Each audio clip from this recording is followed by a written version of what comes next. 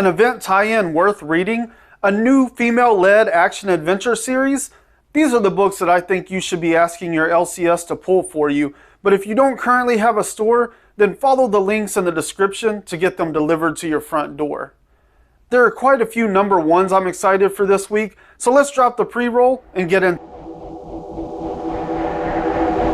DC's Dark Crisis event continues to move forward this week with a main entry in the event as well as a tie-in issue that I'm actually interested in. War at the Hall of Justice.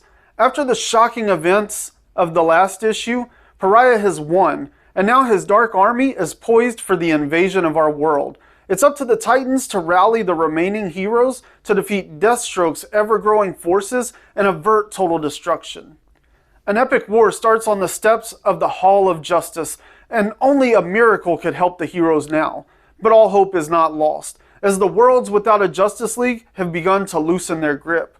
But can the heroes return to Earth if it means one member of the Justice League could be lost forever? This event has shown us plenty of death and loss. Do I believe it is all permanent? Absolutely not. But it does take some major players off the board to pull at heartstrings and raise the stakes of the fight, which I can appreciate. As not an event reader, I've been enjoying the Dark Crisis main title, and I'm excited to see what happens in this issue. Superman and Swamp Thing uncover the secrets of the Great Darkness. During the original Crisis on Infinite Earths, Swamp Thing encountered and formed a truce with the Great Darkness. But this ancient force has been awakened by Pariah, and now its influence is felt across the multiverse. Now, the Avatar of the Green must work together with new allies to investigate how far it's spread and why it would work with Pariah. If they want to stop the Great Darkness from swallowing the Green, they need some extra help. Enter Super Swamp Thing.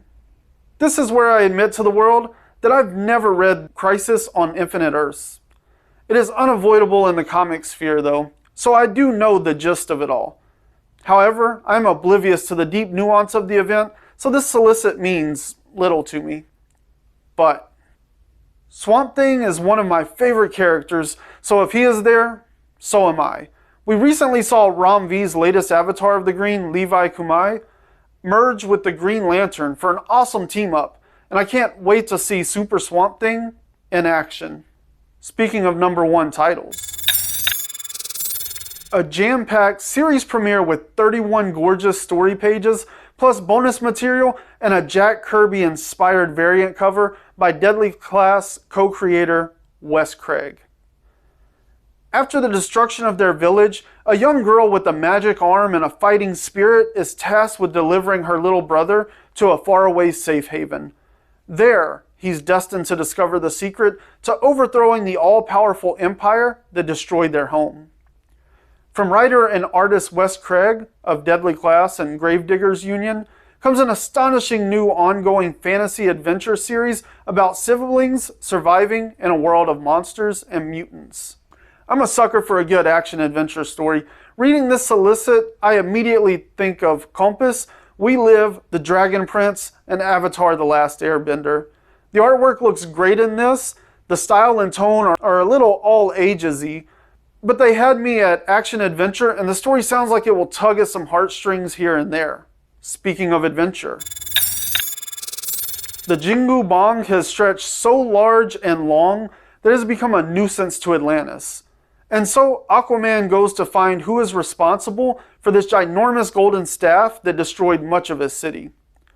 The good news is the Jingu Bong can shrink back to normal size, but only the Monkey King is worthy enough to wield its magical properties. Will the staff recognize Monkey Prince as good enough to do the same? This series started out wild, and then it really settled into a nice groove with me. As a fan of the original Dragon Ball series and Journey to the West, I was excited to get into this when it dropped, and the ride has been up and down, but I've enjoyed it most of the time. The last issue felt a bit rushed and out of place amongst the rest of the series, but we've been on a hiatus for a few months, so I'm hoping the book returns strong. In the last issue, we got Black Manta charging through the city on a giant hermit crab, and Marcus struggling to stop him. We also got the origin of the Jingu Bong, or the Power Pole if you are a Dragon Ball fan, within the DC universe. As the solicit stated, it disturbed Atlantis, so it looks like Marcus is going to finally meet the undersea hero in this issue. But in another corner of the DC universe, we have the beginning of another story. Static is back. Though Virgil and his friends might have been able to stop the government's off-the-books prison operations in Dakota, a powerful new threat lurks in the shadows. The mysterious Eben is cutting a bloody swath through the underworld on a single-minded quest to find his brother. Against the backdrop of exploding violence, innocent people are finding themselves in the crossfire. The breakout creative team of Nicholas Draper-Ivey and Vita Ayala have returned to make Static's life and Dakota City very complicated indeed. You've never felt shocks like these. I love the Dakotaverse, and Milestone Returns has been great overall. Static is a character that I enjoy, and Static Shock was one of my favorite animated shows ever. I even rewatched it last year, and it still holds up. But the Milestone Returns Static that we got last year was pretty far from my favorite. I still have high hopes, and I will certainly dig into Shadows of Dakota as I've kept up with everything else that has happened in Milestone over the last year. Plus, Eben's origins in the rebooted universe, I'm in. Those are the books that I'm most excited for this coming week, October the 5th, 2022. Let me know what books are on your list in the comments below.